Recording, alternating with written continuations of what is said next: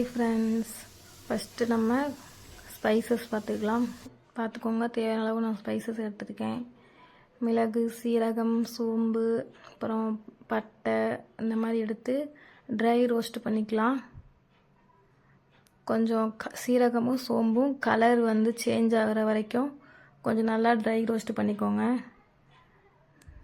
அதுக்கப்புறம் ஆறுனதுக்கப்புறம் நம்ம ஜாரில் போட்டு ஒரு பவுடராக நம்ம ரெடி பண்ணி வச்சுக்கோங்க. இப்போ நல்லா வதக்கிட்டே இருக்கேன்.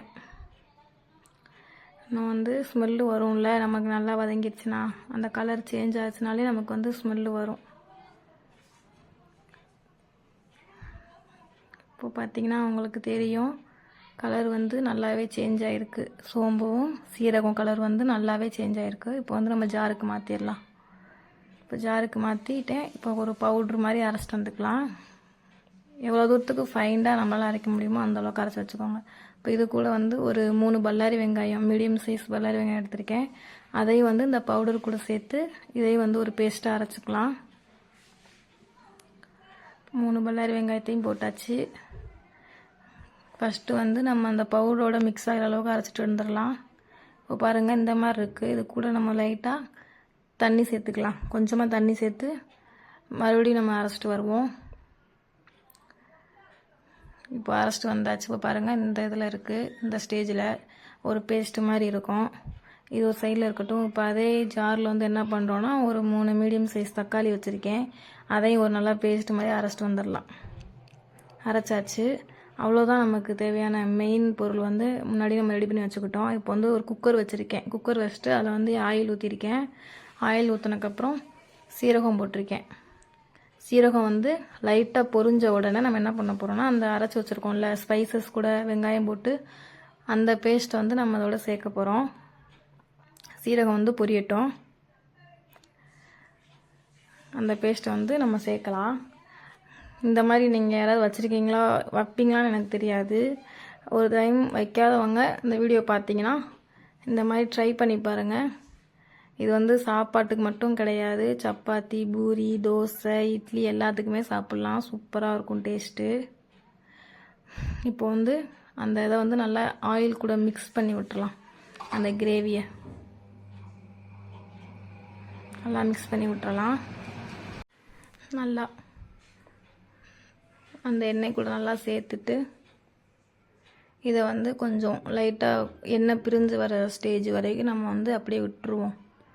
சரிங்களா? அதுக்கப்புறம் நம்ம என்ன பண்ண போகிறோம்னா, இஞ்சி பூண்டு பேஸ்ட் தான் சேர்க்க போகிறோம்.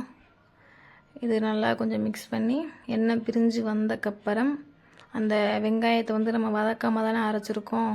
அதனால் அந்த பச்சை வாடை போனக்கப்புறம் நம்ம இஞ்சி பூண்டு பேஸ்ட்டு சேர்க்கணும். இப்போ கொஞ்சம் எண்ணெய் பிரிஞ்சு வர வரைக்கும் வெயிட் பண்ணுவோம். இப்போ பாருங்கள், உங்களுக்கு பார்த்தாலே தெரியும், நல்லாவே கொஞ்சம் எண்ணெய்லாம் பிரிஞ்சு வந்திருக்கு. இந்த ஸ்டேஜில் நம்ம இஞ்சி பூண்டு பேஸ்ட் ஆட் பண்ணிக்கலாம். ஆட் பண்ணிவிட்டு இதையும் நம்ம நல்லா மிக்ஸ் பண்ணி விட்டுக்குவோம். நம்ம வீடியோவை யாராவது புதுசாக பார்க்குறீங்கன்னா, சப்ஸ்கிரைப் பண்ணாமல் பார்க்குறீங்கன்னா கண்டிப்பாக சப்ஸ்கிரைப் பண்ணிடுங்க. பக்கத்தில் உள்ள பெல் ஐக்கானை டச் பண்ணுங்கள். அப்போ தான் நாங்கள் டெய்லியும் போடுற வீடியோ உங்களுக்கு நோட்டிஃபிகேஷனில் காட்டும். நல்லா மிக்ஸ் பண்ணி விட்டுறலாம். அப்படியே மறக்காமல் லைக் பட்டனை டச் பண்ணிடுங்க. இப்போ நல்லா மிக்ஸ் பண்ணியாச்சு. இப்போ நம்ம இஞ்சி பூண்டு பேஸ்ட்டு பச்சை வாடை போகிற வரைக்கும் நம்ம வெயிட் பண்ணுவோம். கொஞ்சம் நேரம் தான் ஆகும், எண்ணெய் பிரிஞ்சு வந்துடும். இப்போ பாருங்கள், நல்லா எண்ணெய் பிரிஞ்சு வந்துச்சு. தெரியுதா உங்களுக்கு? இந்த ஸ்டேஜில் என்ன பண்ண போகிறோன்னா, நம்ம அரைச்சி வச்சுருக்க தக்காளி பேஸ்ட் அதை சேர்த்துக்க போகிறோம். அதையும் நல்லா சேர்த்து மிக்ஸ் ஆகிற அளவுக்கு ஒரு பரட்டி விட்டலாம். போட்டு நல்லா மிக்ஸ் ஆகட்டும். இதுக்கப்புறம் தான் பார்த்திங்கன்னா நம்ம மசாலாலாம் சேர்க்க போகிறோம். மசாலா பொருட்கள்லாம் சேர்க்க போகிறோம். நல்லா மிக்ஸ் பண்ணி விட்டுருவோம். இதுவுமே நம்ம கொஞ்சம் எண்ணெய் பிரிஞ்சு வர வரைக்கும் நம்ம வெயிட் பண்ணணும். ஏன்னா நம்ம தக்காளியும் நம்ம வதக்கலை, பச்சையாக தானே அரைச்சிருக்கோம். தக்காளி எண்ணெய் பிரிஞ்சு வர ரொம்ப நேரம் ஆகாது. இப்போ பார்த்திங்கன்னா கொஞ்சம் நல்லா மிக்ஸ் ஆகிடுச்சு. இதை கொஞ்சம் நேரம் லைட்டாக மிக்ஸ் ஆனதுக்கப்புறமே பார்த்திங்கன்னா நம்ம மசாலா சேர்த்துட்டு அந்த மசாலாவும் எண்ணெயிலேயே கொஞ்சம் நல்லா வதங்கணும். தேங்காய் உடச்சு சரியா? நான் போடுற எல்லா வீடியோலையுமே சொல்லியிருப்பேன், நம்ம எவ்வளோ தூரத்துக்கு அவசரப்படாமல் பொறுமையாக நம்ம ஹேண்டில் பண்ணுறோமோ அந்தளவுக்கு நமக்கு வந்து ரொம்பவே டேஸ்ட்டாக கிடைக்கும். அதுவும் ஃபஸ்ட்டில் தான் இந்த வதங்குற விஷயத்தில் தான் நல்லா இவ்வளோ தூரத்துக்கு எண்ணெய் பிரிஞ்சு வர வரைக்கும் நம்ம மசாலாலாம் நல்லா இறங்குதோ அந்த அளவுக்கு நமக்கு வேறு லெவலாக கிடைக்கும். இப்போ வந்து நான் கிண்டி விட்டுட்டேன். நம்ம கிண்டிக்கிட்டு இருக்கிறப்பவே பார்த்திங்கன்னா லைட்டாக எண்ணெய் பிரிஞ்சு வந்துடும். இந்த ஸ்டேஜில் வந்து ஃபஸ்ட்டு நான் மஞ்சள் தூள் ஆட் பண்ணிக்கிறேன். அதுக்கப்புறம் உங்கள் உரப்புக்கு இப்போ வந்து மிளகாய் தூள். நம்ம வந்து ஃபஸ்ட்டே இந்த ஸ்பைசஸ் நம்ம அரைக்கிறப்பவே வந்து மிளகு போட்டிருக்கோம். மிளகே கொஞ்சம் காரமாக தான் இருக்கும், அதனால் தேவையான அளவு இப்போ மிளகாப்பொடி போட்டுக்கோங்க. இதுக்கப்புறம் வந்து நம்ம எப்பயும் போடுற மசாலா தான் மெயின் மசாலா. அந்த மசாலாவை நம்ம சேர்த்துக்கலாம். அதையும் நம்ம தேவையான அளவு சேர்த்துட்டு நல்லா கொஞ்சம் மிக்ஸ் பண்ணி விடுவோம். நல்லா வந்து கிளறட்டும். எல்லாரோடையும் சேர்ந்து நல்லா கிளறி அதுவும் கொஞ்சம் மசாலா எண்ணெயில் நம்ம நல்லா வதங்குற அளவுக்கு வந்துட்டு நம்ம வெயிட் பண்ணுவோம். கொஞ்சம் நேரம் நல்லா கிளறி விட்டுக்குவோம்.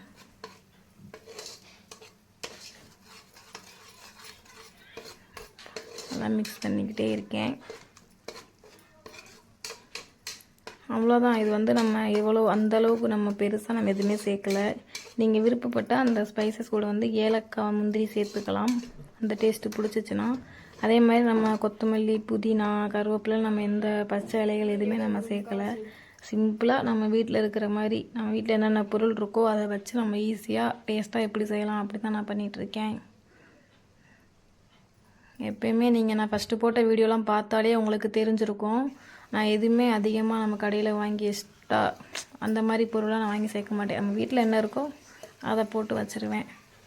இப்போ நம்ம கொண்டைக்கடலை வந்து நைட்லாம் நம்ம ஊற வச்சுருக்கோம் ஃபுல் டே. அந்த கொண்டைக்கடலை வந்து இப்போ நம்ம அந்த மசாலா கூட மிக்ஸ் பண்ணி விட்டுக்கலாம். போட்டு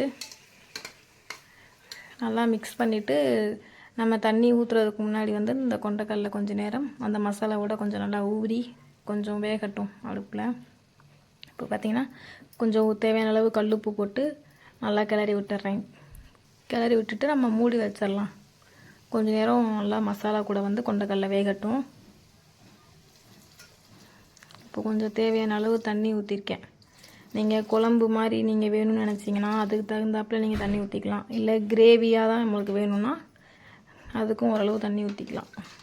இப்போ நான் தண்ணி ஊற்றிட்டேன். அப்புறம் இன்னொரு விஷயம் என்னென்னா, தேங்காய் அரைச்ச தேங்காய் வந்து விருப்பப்படுறவங்க நீங்கள் தேங்காவை லாஸ்ட்டாக இந்த ஸ்டேஜில் ஊற்றிக்கலாம். நான் வந்து தேங்காய் ஊற்றிருக்கேன். இல்லை எனக்கு தேங்காய் வேண்டாங்கிறவங்க அப்படியே இந்த ஸ்டேஜில் நீங்கள் வந்து குக்கரை மூடி வச்சுட்டு ஒரு 7-8 விசில் வர வரைக்கும் வெயிட் பண்ணி நீங்கள் வந்து அடுத்து பார்த்துக்கலாம் எப்படின்னு. இப்போ வந்து நம்ம அரைச்சி வச்ச தேங்காவை வந்து சேர்த்துக்கலாம். தேங்காவை சேர்த்துட்டு அதையும் வந்து நம்ம நல்லா மிக்ஸ் பண்ணி விட்டுட்டு நம்ம வந்து குக்கரை மூடி வச்சிடலாம்.